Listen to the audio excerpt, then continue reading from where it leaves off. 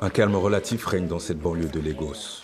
Babatunde résidait dans ce quartier. Son père et sa sœur ne se remettent pas de la mort de ce jeune civil volontaire. Jusque-là, ses proches se sentaient en sécurité car Babatunde était membre d'un groupe d'autodéfense. Mon fils et ses amis ont sauvé un homme qui avait été enlevé. Il y a eu des coups de feu. Quelqu'un a tiré depuis un buisson. Mon fils est mort ce jour-là.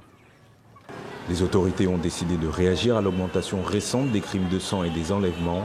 Les forces de sécurité mobilisent leurs effectifs dans les zones les plus touchées, la priorité étant d'éviter une contagion dans la capitale économique du Nigeria. Au quartier général de la police de Lagos, cette violence est imputée à des hommes présumés militants du delta du Niger.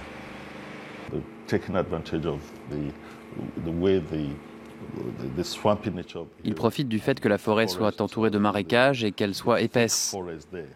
Ils sont protégés et dissimulés et peuvent tranquillement vandaliser les oléoducs.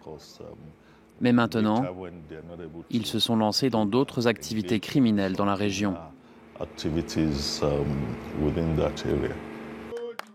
Ici à Issawo, la population dit avoir une confiance relative aux capacités des forces de l'ordre. Ces hommes forment un groupe de civils volontaires. Ils patrouillent jour et nuit pour prévenir d'éventuelles attaques. Pour eux, cet endroit constitué de mangroves est une zone à surveiller.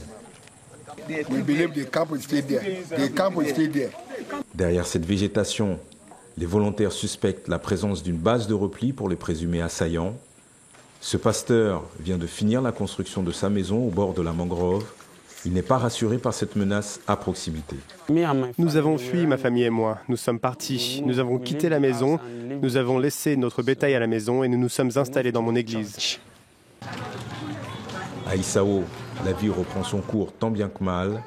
Cependant, les coups de feu en provenance de la mangrove à la nuit tombée rappellent à la population qu'une opération de maintien de l'ordre est ici toujours en cours.